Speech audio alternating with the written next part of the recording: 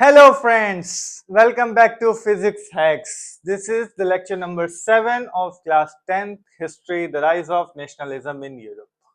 ठीक है, धीरे धीरे करते करते हम लोग थाला के पास पहुंच गए हैं. थाला फॉर अ रीजन. सो हमने अभी तक क्या पढ़ा था? हम पढ़ रहे थे 1848 में. 1848 के बारे में, हंगर, हार्डशिप एंड रिवॉल्ट्स. अब हम उसमें आगे कंटिन्यू करते हैं. The revolution of the liberals. किस तरीके के रिवॉल्यूशंस यूरोप में देखने को मिल रहे थे. ठीक है. Revolt of the poor, unemployed and starving peasants and workers. ये हमने पहले देखा कि ये रिवॉल्ट्स तो चल रहे थे पहले. साथ ही साथ एक रिवॉल्यूशन चल रहा था जो एजुकेटेड मिडिल क्लासेस कर रहे थे. ठीक है, पढ़े लिखे मिडिल क्लास के लोग एक रिवॉल्यूशन कर रहे थे. एंड हमें पता है abdication of the monarch and the republic based on universal male suffrage had been proclaimed. ये बात हमने ऑलरेडी कर ली थी ना. क्या कि जो असेंबली बनी उसने कहा कि ये कॉन्स्टिट्यूशन है और उस कॉन्स्टिट्यूशन के हिसाब से अब किंग को चलना पड़ेगा. ठीक है, ये चीज उसने डिसाइड की थी. तो एब्डिकेशन का क्या मतलब होता है? एब्डिकेशन ऑफ मोनार्क मतलब मोनार्क को हटा दिया गया और एक रिपब्लिक बना. ठीक है, रिपब्लिक का क्या मतलब है? रिपब्लिक का सिंपल मतलब है कोई भी गवर्नमेंट जो बाउंडेड हो किससे? एक कॉन्स्टिट्यूशन से. ठीक है, बाउंडेड बाय अ कॉन्स्टिट्यूशन. ठीक है, आगे देखते हैं. और उसने सबको क्या वोटिंग राइट दिया था? नहीं, सिर्फ यूनिवर्सल मेल सफरेज, सिर्फ मेल्स को वोटिंग राइट्स दिए थे. In other parts of Europe where independent nation states did not yet exist, such as Germany, Italy, Poland, the Austro-Hungarian Empire, ऐसे एरिया जहां यूरोप के जहां पर अभी भी नेशन स्टेट एग्जिस्ट नहीं करता था, वहां पर men and women of the liberal middle classes combined their demands for constitutionalism with national unification. जहां पर अभी तक नेशन स्टेट्स इमर्ज नहीं हुए थे, डेमोक्रेसी जैसी कोई चीज नहीं पहुंची थी, वहां के जो मेन थे, विमेन थे, वो लोग क्या किए? एक साथ इकट्ठा हुए और एक डिमांड रखी कॉन्स्टिट्यूशनलिज्म की. इसका मतलब उनकी कंट्री को भी क्या बनना चाहिए? रिपब्लिक. रिपब्लिक का मतलब जो भी रूलर होगा वो क्या होगा? कॉन्स्टिट्यूशन में जो रूल लिखा है किसी भी रूलर को वो फॉलो करना पड़ेगा. ठीक है, ऐसा नहीं कोई रूलर नहीं चाहता है तो कहते नहीं मैं नहीं करूंगा, उसे वो करना पड़ेगा. They took advantage of the growing popular unrest to push their demands for the creation of a nation state on parliamentary principles, a constitution, freedom of the press and the freedom of association. पहले ही देख रहे थे, अभी हमने देखा ना, जो poor के साथ, अनएम्प्लॉयड के साथ पूरा क्या हो रहा था? उन लोग के साथ अच्छा ट्रीटमेंट नहीं हो रहा था. उनके अंदर बहुत सारा रिसेंटमेंट था, नाराजगी थी. तो उस चीज को यूज करके इन्होंने सोचा इसका यूज करके हम एक नेशन स्टेट की डिमांड करते हैं, जिसमें क्या मिलेगा? एक कॉन्स्टिट्यूशन होना चाहिए, फ्रीडम ऑफ द प्रेस होना चाहिए, फ्रीडम ऑफ एसोसिएशन होना चाहिए. हम कोई अगर ग्रुप बनाना चाहें तो ग्रुप बना पाए. ठीक है. And in the German regions, a large number of political associations came together in Frankfurt and decided to vote for an all-German National Assembly. उसके बाद क्या हुआ?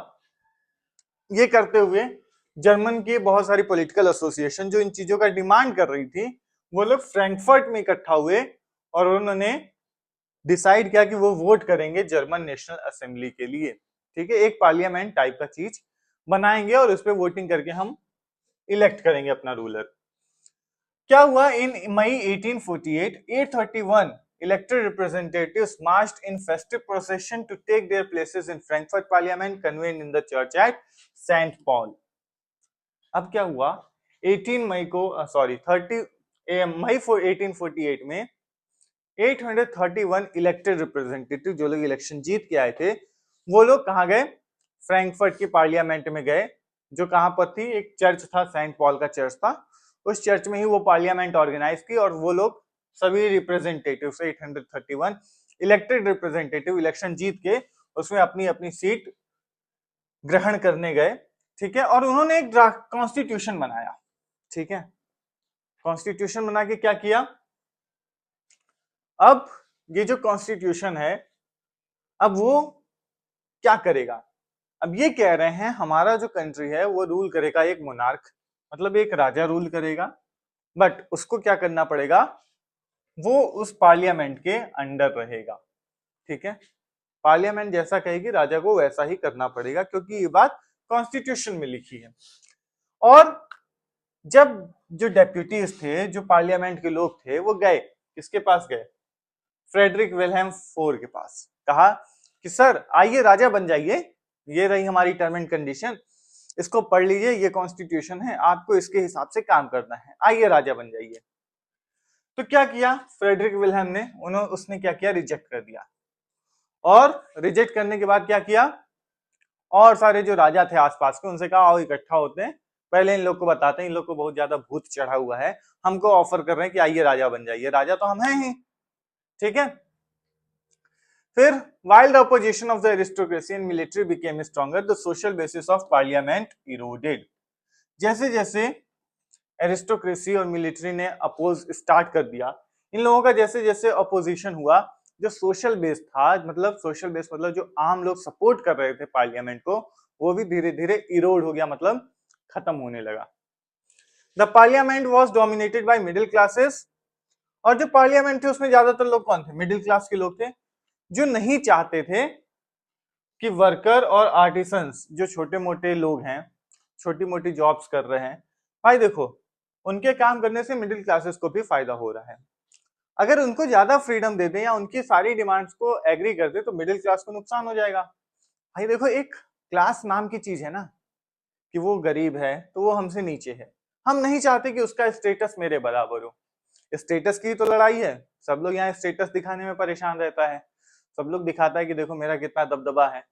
ठीक है, तो सेम मिडिल क्लास भी नहीं चाहता होगा कि ये लोग ऊपर उठे ज्यादा, कि मिडिल क्लास की बराबरी कर लें। तो इनकी जब डिमांड्स पूरी नहीं किए तो क्या हुआ, वर्कर्स और आर्टिसंस का भी सपोर्ट मिडिल क्लासेस से हट गया, मतलब ये पार्लियामेंट से हट गया, क्योंकि पार्लियामेंट में ज्यादातर लोग मिडिल क्लास के ही थे। और लास्ट में क्या हुआ, ट्रूप्स को बुलाया गया और assembly was forced to disband, और सैनिकों को बुलाया गया, असेंबली को खत्म कर दिया गया। ठीक है, खत्म क्यों कर दिया गया, क्योंकि पॉपुलर सपोर्ट नहीं था, जनता ही नहीं सपोर्ट कर रही थी, तो अकेले अब कैसे चलाते। ठीक है, अब इस बात में आगे देखो क्या हुआ, the issue of extending political rights to women was a controversial one. अभी हमने देखा क्या हुआ था कि जो इन लोगों ने रिवॉल्यूशन किया उसमें मेन और वुमेन साथ मिलकर लड़े, बट पॉलिटिकल राइट्स वुमेन को देना, पॉलिटिकल राइट्स का मतलब राइट टू इक्वालिटी हो गया, राइट टू वोट हो गया, फ्रीडम ऑफ एक्सप्रेशन हो गया, वो भी वुमेन को देना, औरतों को भी वही राइट दे दे जो आदमियों को दिए, थोड़ा कंट्रोवर्शियल था, मतलब इस पे लोगों में डिबेट था, लड़ाई थी कि नहीं, कुछ लोग कहते थे हाँ दे देना चाहिए, कुछ लोग कहते क्यों दे दें। ठीक, ये liberal movement in which large numbers of women had participated actively over the years, इतने सालों से वो औरतें उनके साथ मिलकर लड़ रही थी। ठीक है, और जब वो चीज मिल रही है तो औरतों को उनके कोई राइट्स मिले नहीं। Women had form their own political associations, तो वुमेन ने क्या किया, अपना खुद का पॉलिटिकल एसोसिएशन बनाया, अपने न्यूज़पेपर्स बनाए, और पॉलिटिकल मीटिंग्स में भाग लेना खुद ही स्टार्ट किया, डेमोन्स्ट्रेशंस करना मतलब प्रदर्शन करना स्टार्ट किया। ठीक है, despite this they were denied suffrage rights during the election of the assembly, उसके बाद भी उनको सफरेज राइट्स नहीं मिले, मतलब इलेक्शन के वोटिंग के राइट्स वुमेन को नहीं मिले, इतना कुछ करने के बाद भी। And when the Frankfurt Parliament convened in the Church of St. Paul, women were admitted only as observers to stand in the visitors gallery. और जब फ्रैंकफर्ट पार्लियामेंट बनी भी थी, जब लोग नए इलेक्टेड रिप्रेजेंटेटिव्स आए भी थे, तो वहां पर भी औरतों को सिर्फ ऑब्जर्वर्स बना के रखा गया कि आइए आप लोग देखिए, आराम से देखिए, और क्या करेंगे, देख ही सकती हैं, लड़ थोड़ी सकती हैं इलेक्शन, या वोट थोड़ी दे सकती हैं। ठीक है, though conservative forces were able to suppress liberal movements in 1848, they could not restore the old order. जो कंजर्वेटिव फोर्सेस थे, ये जो 1848 में चला रिवॉल्यूशन काइंड ऑफ थिंग, छोटा सा चला, उसको कंजर्वेटिव्स ने दबा तो दिया, खत्म कर दिया, पर जो पुराना सिस्टम था वो सिस्टम वो नहीं ला पाए। ठीक है, क्यों नहीं ला पाए? अब इनको धीरे धीरे राजाओं को रियलाइज हो गया, एहसास हुआ कि हम इतने राइट्स इनसे नहीं छीन सकते, हम इनसे इतना अधिकार छीनेंगे तो ये बार बार हमसे लड़ेंगे, प्रोटेस्ट होता रहेगा। तो हमें क्या करना पड़ेगा, कुछ कुछ डिमांड्स इनके मान लेते हैं ताकि थोड़ा बहुत खुश ये हो जाए, और खुश तो हम रहेंगे, हमें पावर में रहने से मतलब है, थोड़ा बहुत खुश कर लेते हैं, थोड़ी बहुत हमें नुकसान हो रहा है, हमारा पावर जा रहा है, पर चलो ठीक है। ठीक है, मोनार्क्स को लगा कि जो cycles of revolution and repression है वो सिर्फ तभी खत्म हो सकता है जब हम लिबरल नेशनलिस्ट को क्या दें, कंसेशंस दें। रिवॉल्यूशन होगा, हम सप्रेस करेंगे, लोग आवाज उठाएंगे, उनको दबाएंगे, फिर दबाएंगे तो फिर आवाज उठेगी, फिर दबाएंगे फिर आवाज उठेगी, तो ये साइकिल चलता रहेगा। ये साइकिल तभी खत्म होगा जब हम उनकी कुछ न कुछ डिमांड मान जाए। थोड़ा बहुत डिमांड मान लेते हैं, देखते हैं। तो 1848 के बाद क्या हुआ, जो ऑटोक्रेटिक मोनार्कीज थी सेंट्रल और ईस्टर्न यूरोप की, उन्होंने भी वो चेंजेस लाना स्टार्ट कर दिया जो ऑलरेडी वेस्टर्न यूरोप में थे। बिफोर 1815 नेपोलियन ने जो जो changes western Europe, France is a part of western Europe, right? तो जो चेंजेस नेपोलियन ने वेस्टर्न यूरोप में किए थे 1815 से पहले किए थे, वो चेंजेस इन लोगों ने, मोनार्कीज ने, ईस्टर्न यूरोप और सेंट्रल यूरोप में भी स्टार्ट कर दिया। क्यों कर दिया? क्योंकि उन्हें पता था कि जो साइकिल है रिवॉल्यूशन और रिप्रेशन का, उसकी एक लिमिट है। ऐसा नहीं होगा कि हम ये करते चले जाएं करते जाएं, कभी तो ये साइकिल ब्रेक करना पड़ेगा, और ये साइकिल ब्रेक करने का इससे अच्छा कोई ऑप्शन नहीं था। तो याद है हमने नेपोलियनिक कोड में पढ़ा था कि सर्फडम खत्म हो गया था, तो सर्फडम खत्म हो गया। बॉन्डेड लेबर खत्म हो गया था, तो बॉन्डेड लेबर इधर भी खत्म हो गया। ठीक है, कहां पर? हैब्सबर्ग डोमिनियन जो कि सेंट्रल यूरोप में है, और रशिया जो कि ईस्टर्न यूरोप का पार्ट है। Clear? The Habsburg rulers granted more autonomy to the Hungarians in 1867। अब जो हंगेरी के लोग थे, मतलब तब तक हंगरी एक अलग कंट्री नहीं था, हैब्सबर्ग एम्पायर का पार्ट था, तो वहां के रहने वाले जो हंगेरियंस थे उनको और लिबर्टी दे दी और फ्रीडम दे दी कि ठीक है, क्यों लड़ रहे हो हमसे, थोड़ी और आजादी ले लो, क्या चाहिए मांग लो भाई, अब क्या करें, तुमसे कितना लड़ेंगे हम।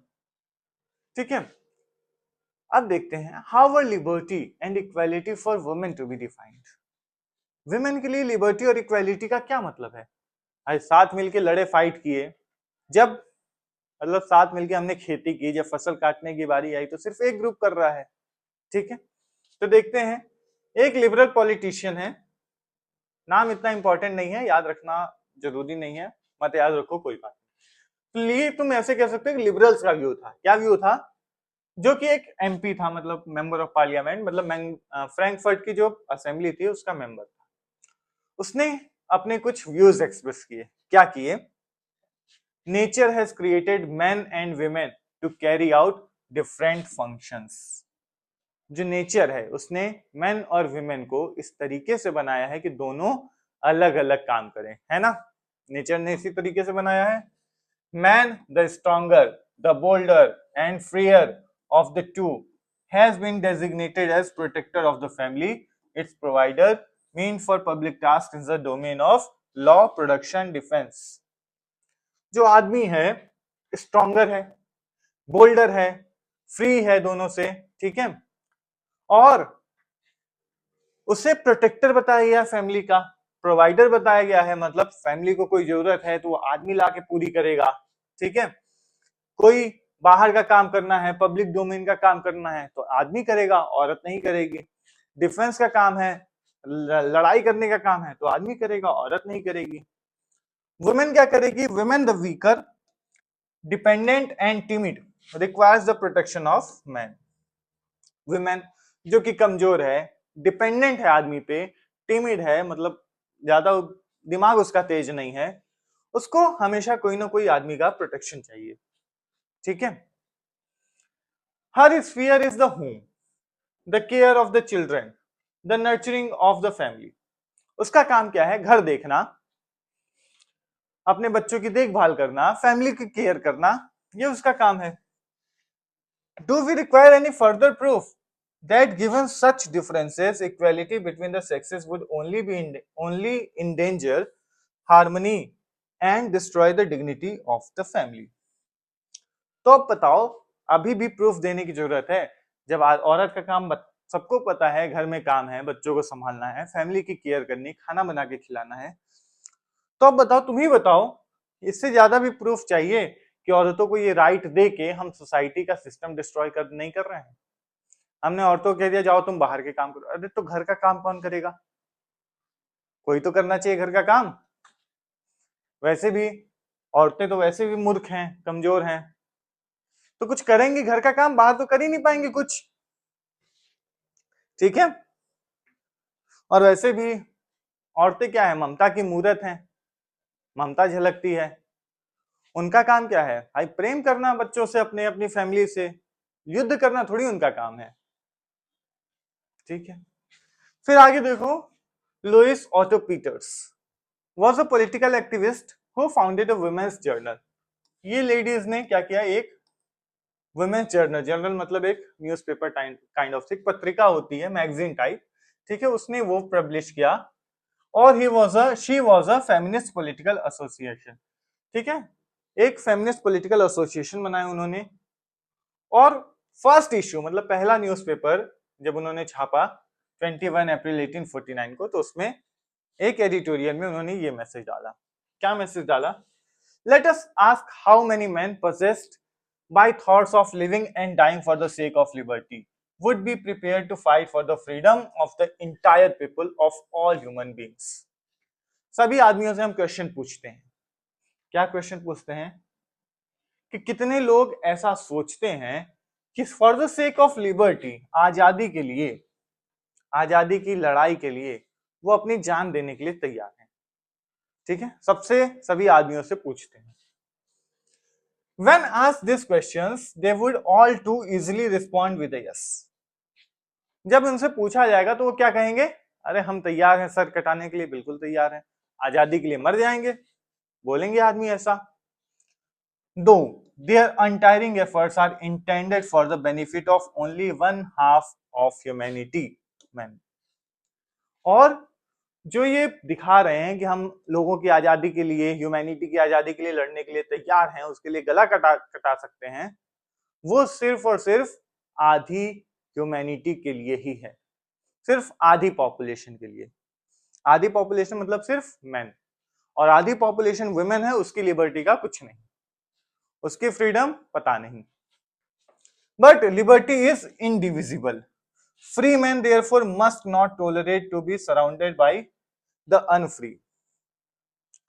तो लेकिन लिबर्टी क्या है? इनडिविजिबल। लिबर्टी को डिवाइड नहीं किया जा सकता कि मैन रहें बट विमेन ना रहें। और जो फ्री मैन हैं, जो इंडिपेंडेंट आदमी हैं, वो कैसे टॉलरेट करेंगे, कैसे सहेंगे कि वो लोग घिरे हुए हैं ऐसी औरतों से जो इंडिपेंडेंट नहीं है? ठीक है, आगे बढ़ते हैं। दोनों ये जो दोनों व्यूज हैं, एक लिबरल पॉलिटिशियन का, एक फेमिनिस्ट राइटर का, दोनों को पढ़ो, दोनों में डिफरेंस समझो। ठीक है, फेमिनिस्ट क्या होता है?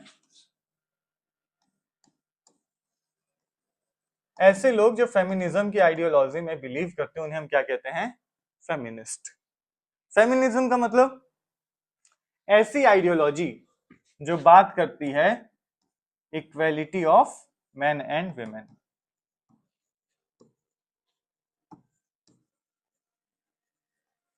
वैसे अब इस टर्म का थोड़ा गलत यूज होता है, फेमिनिस्ट को लोग अलग तरीके से समझते हैं कि सिर्फ विमेन की बात करनी है। विमेन की बात नहीं करनी, हमें बात करनी है इक्वेलिटी की, मैन और विमेन दोनों की। अगर विमेन के साथ गलत हो रहा है तो उनके लिए भी खड़ा होना है, अगर कहीं आदमियों के साथ गलत हो रहा है, मैन के साथ गलत हो रहा है, तो उसके लिए भी खड़ा होना है। This is the ideology of equality. ऐसा नहीं है कि इसमें विमेन को सुपीरियर दिखा के आदमियों के राइट्स छीन लेना है। ठीक है, आगे बढ़ते हैं। ये देखो, ये फ्रैंकफर्ट पार्लियामेंट है, जो एक चर्च है, सेंट पॉल की चर्च है, वहां पर ये पार्लियामेंट ऑर्गेनाइज हुई है।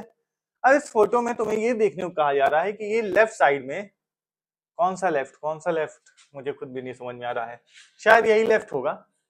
अब फोटो ही ऐसी है, क्वालिटी ऐसी है, पुरानी फोटो है, तो इसने कहा है notice the women in the upper left gallery. तो अपर लेफ्ट गैलरी में, तो शायद यही होनी चाहिए, अपर लेफ्ट गैलरी। तो इसमें तुम वुमेन को नोटिस करो, जो सिर्फ ऑब्जर्वर बन के आई हैं, जो सिर्फ देखने आई हैं, उनका कोई रोल नहीं है, उनको कोई काम ही नहीं दिया जा रहा है।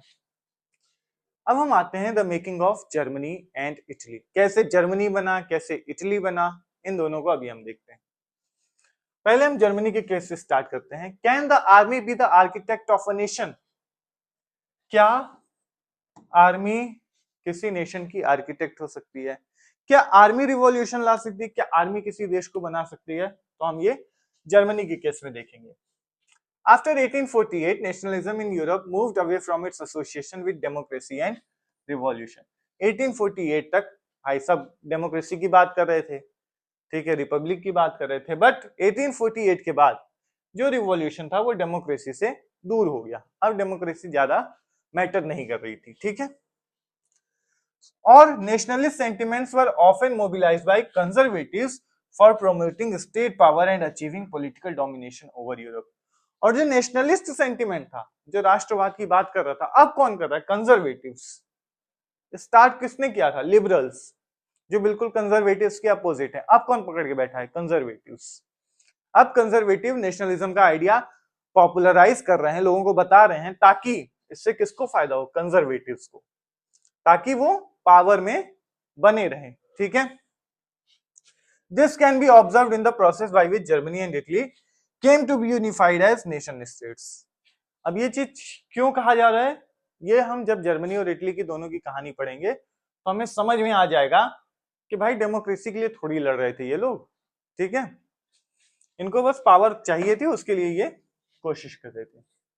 Germans in 1848 tried to unite the different regions of the German Confederation into a nation state governed by an elected parliament. जो जर्मन्स थे 1848 में वो ट्राई कर रहे थे यूनाइट करने का, पूरे जर्मनी को यूनाइट करेंगे, ठीक है, एक नेशन स्टेट में, और जहां पर एक इलेक्टेड पार्लियामेंट होगी। और जो लिबरल इनिशिएटिव था नेशन बिल्डिंग का, उसको तो भाई मोनार्की ने खत्म कर दिया था। अभी हमने देखा ना, जो उन्होंने आवाज उठाई मोनार्की ने उसे सप्रेस कर दिया। और उसके बाद क्या हुआ? सप्रेस किसने किया? मिलिट्री ने, मोनार्की ने, और large land owners called junkers of Russia, जो बड़े बड़े जमींदार थे, उन लोगों ने खत्म कर दिया, सप्रेस कर दिया, अपनी फोर्स का यूज किया और इनकी आवाज को दबा दिया। अब यूनिफिकेशन का काम कैसे होगा? जर्मनी में कुछ लोग कर रहे थे, उनको तो दबा दिया गया। Now from then on Prussia took on the leadership of the movement for national unification.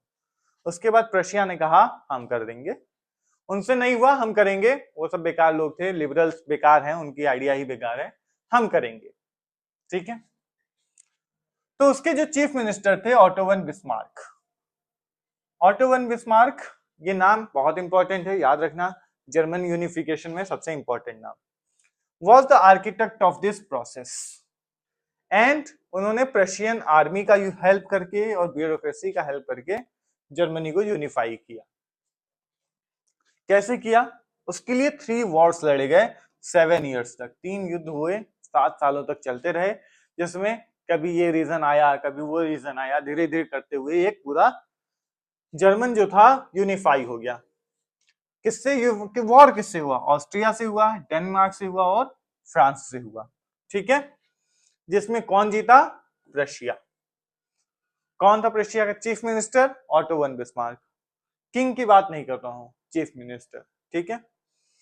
And इनकी विक्ट्री के बाद क्या हुआ? यूनिफिकेशन का प्रोसेस कंप्लीट हो गया। तो हमने जो क्वेश्चन पूछा था, can the army be the architect of a nation, तो हमने देखा यस, यहां पर रशिया की आर्मी ने क्या किया? जर्मनी को यूनिफाई कर दिया। In January 1871, the Prussian king William I was proclaimed German emperor in ceremony held at Versailles. Versailles में एक सेरेमनी होती है और वहां पर जो प्रशिया के किंग थे विलियम फर्स्ट, उनको एम्परर बना दिया जाता है, ठीक है, जर्मनी का एम्परर बना दिया जाता है, राजा बना दिया जाता है। यह है उस इवेंट की एक पेंटिंग कि कैसे विलियम फर्स्ट को बनाया जा रहा है, ठीक है। The nation building process in Germany had demonstrated the dominance of Prussian state power. ये जो पूरा नेशन स्टेट का जो प्रोसेस हमने देखा कि जर्मन बना, जर्मनी यूनिफाई हुआ, इसमें क्या दिखता है? प्रशिया का डोमिनेशन, मतलब प्रशिया के आगे किसी कोई कंट्री बोल नहीं पाया, उससे कोई जीत नहीं पाया। और जो नया स्टेट बना उसने बहुत ज्यादा ध्यान दिया किस चीज पे? मॉडर्नाइजिंग द करेंसी, करेंसी को मॉडर्नाइज किया जाए, बैंकिंग को मॉडर्नाइज किया जाए, लीगल और जुडिशियल सिस्टम को मॉडर्नाइज किया जाए, नए तरीके से बनाया जाए। ये जो पुराना सिस्टम उसको छोड़ो और नया अपडेट करो, ठीक है। और जो प्रशिया ने कदम उठाए वो पूरी जर्मनी के लिए एक मॉडल बना कि अब यही सिस्टम अपने अपनी जगह पे अप्लाई करना है ताकि जर्मनी आगे बढ़े, ठीक है। एक नया पॉलिटिकल सिस्टम डेवलप हुआ। ये मैप है, ये मैप देखो, प्रशिया ने कौन सा एरिया कब कब कैसे कैसे जर्मनी का पार्ट बना, ठीक है। ये पूरा बना हुआ है मैप में, ये ईयर्स लिखे हुए हैं। Next, Italy unified. इटली कैसे हुआ? जर्मनी की तरह ही इटली भी बहुत छोटे छोटे टुकड़ों में बटा हुआ था। कुछ एरिया उसका हैब्सबर्ग एम्पायर के पास था। हैब्सबर्ग एम्पायर हमने पढ़ा था, जो एक पैचवर्क था अलग अलग नेशनैलिटीज का, एथनिसिटी का, ठीक है। तो ऐसे ही इटालियंस, जो इटली के रहने वाले लोग थे, वो अलग अलग एम्पायर के अंडर बटे हुए थे। किसी का राजा कोई और था, किसी का राजा कोई और था, ठीक है। और काफी लोग मल्टीनेशनल हैब्सबर्ग एम्पायर के अंदर थे। मल्टीनेशनल मतलब मैंने पहले बताया था कि जो एक से ज्यादा देशों में हो, ठीक है। तो हैब्सबर्ग एम्पायर ऐसा नहीं था कि सिर्फ एक ही देश के लोग हैं वहां, वहां पर अलग अलग लैंग्वेज बोलने वाले अलग अलग रीजन के लोग थे, ठीक है। So Italy was divided into 7 states. Italy 7 states में डिवाइडेड था, और जिसमें सिर्फ एक सार्डिनिया पेडमोंट का रीजन था, जिसमें एक इटालियन प्रिंसली हाउस था, ठीक है।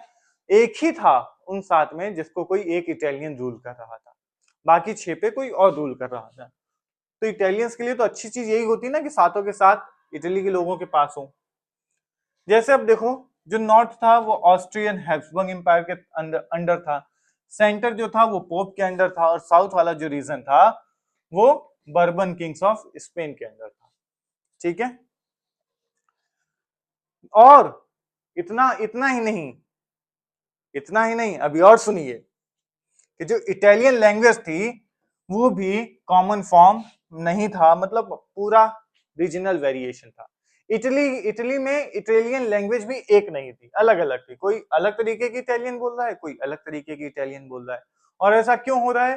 क्योंकि कोई सेंट्रल अथॉरिटी नहीं है। अगर कोई सेंट्रल अथॉरिटी होती तो हमें पता चलता अच्छा कौन सा वर्ड यूज करना है, कौन सा वर्ड लोकल है, कौन सा वर्ड ज्यादा पॉपुलर है, ठीक है। तो क्या हुआ? गुइसेप मैज़िनी ने पहले भी ट्राई किया था कि हम इटली को यूनिफाई कर दें, तो इटली यूनिफाई हुआ नहीं। बट उसके बाद अब आए सार्डिनिया पेडमोंट के king, king Victor Emmanuel second. उन्होंने बेड़ा उठाया कि अब हम करेंगे इटली को यूनिफाई, हम करेंगे वॉर, सारे एरिया जीतेंगे और इटली को कर देंगे एक। सो in the eyes of the ruling elites of this region, a unified Italy offered them the possibility of economic development and political dominance. अब इसलिए नहीं किया इटली यूनिफाई की बहुत ज्यादा हमारी राष्ट्रभक्ति जाग रही है, इटली हमारा देश है, इटली के साथ ऐसा होना चाहिए। रीजन ये है कि सबको लगा कि इटली अगर यूनिफाई हो जाएगा तो हमारा इकोनॉमिक डेवलपमेंट होगा, और पैसा आएगा, हम और ज्यादा कमा पाएंगे और अच्छे से रह पाएंगे, ठीक है। हमारे पास बड़ा एरिया होगा रूल करने के लिए। तो जो चीफ मिनिस्टर थे Cavour, who led the movement to unify the regions of Italy, was neither a revolutionary nor a democrat. तो जो चीफ मिनिस्टर थे सार्डिनिया पेडमोंट के, जिन्होंने ये बीड़ा उठाया, ना ही वो रिवॉल्यूशनरी थे ना ही वो डेमोक्रेट थे। उनको डेमोक्रेसी से भी लेना देना नहीं था, रिवॉल्यूशन से भी लेना देना नहीं था। उनको लेना देना था तो इकोनॉमिक डेवलपमेंट और डोमिनेंस से। Like many other wealthy and educated members of the Italian elite, he spoke French much better than he did Italian. और जैसे हमने देखा था ना कि क्लास की सिंबल हुआ करती थी फ्रेंच लैंग्वेज, फ्रेंच जो थी क्लास की लैंग्वेज होती है, क्लास के लिए होता था कि जो भी रूलिंग क्लास के लोग हैं, जो लोग एरिस्टोक्रेसी का पार्ट है, वो फ्रेंच बोलते थे अपनी सोसाइटी में। उनकी शादी आपस में वो करते थे भले दूसरे देशों के हो, ये हमने पढ़ा था, ठीक है। तो सेम उसी तरीके से कैवर जो था वो भी फ्रेंच बहुत अच्छी बोलता था और इटालियन उसे इतनी अच्छी नहीं आती थी, तब भी वो क्या कर रहा है, इटली को यूनिफाई कर रहा है। ठीक है। So, through a tactful diplomatic alliance with France, Sardinia-Piedmont succeeded in defeating the Austrian forces in 1859. उन्होंने अपनी भाई कूटनीति बनाई और सार्डिनिया पेडमोंट में ऑस्ट्रियन फोर्सेस को 1859 में हरा दिया। हराने के बाद क्या हुआ? हराने के बाद क्या होना था? सब यूनिफाई हो गया। अब apart from regular troops, a large number of armed volunteers under the leadership of Giuseppe Garibaldi joined the fray. अब रेगुलर ट्रूप्स के अलावा मतलब जो सैनिक थे उनके अलावा भी इन्होंने क्या लिया, a large number of volunteers, जो लोग खुद से आए कि हम लड़ेंगे अपने देश के लिए। ठीक है, ध्यान रखना, हम लड़ेंगे, आप लड़ रहे हैं हम भी लड़ेंगे, बंदूक हम भी उठा के आपके साथ लड़ेंगे, ठीक है, अपनी मर्जी से।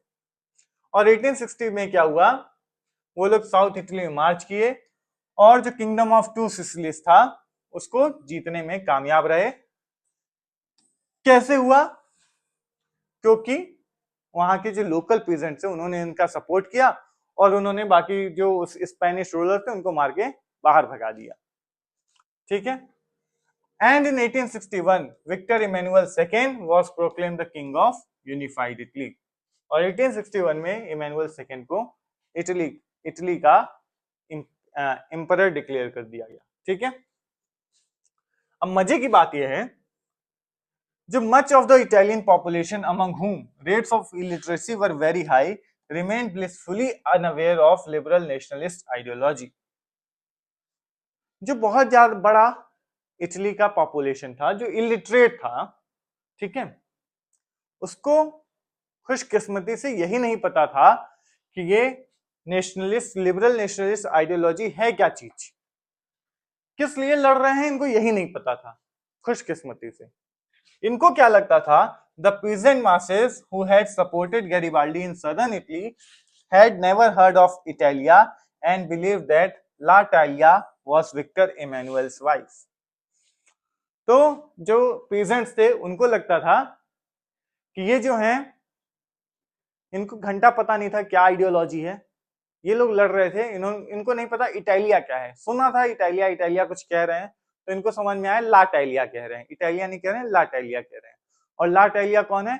विक्टर इमैनुअल की वाइफ, अपने मन से मान लिए, इनको नहीं पता ला टाइलिया भी कौन है। वो कह रही है विक्टर इमैनुअल की वाइफ है, उसके लिए लड़ रहे हैं और उसके लिए हम लड़ेंगे और मारेंगे। यही ऐसे ही वॉलंटियर्स थे। खुशकिस्मती से इसीलिए लिखा है क्योंकि ऐसे लोगों की वजह से इटली यूनिफाई हो गया। कुछ लोगों को पता भी नहीं था क्यों लड़ रहे हैं। ठीक है, यह है इटली यूनिफिकेशन का मैप किस तरीके से। यह है किंगडम ऑफ टू सिसिलीज, ठीक है, papal state, Tuscany, Modena, Parma, San Marino, Monaco, ये सारा देखो कैसे कैसे यहां से अलग से यूनिफाई हुआ। ठीक है, इस पिक्चर को आराम से देखना। नेक्स्ट वीडियो में हम पढ़ेंगे the strange case of Britain, कि ब्रिटेन में यूनिफिकेशन कैसे हुआ। ठीक है, तो अब तुम लोग को क्या करना है, लेक्चर खत्म हुआ, यहां तक देखे हो तो सिंपल सा काम करना है, लाइक शेयर और सब्सक्राइब।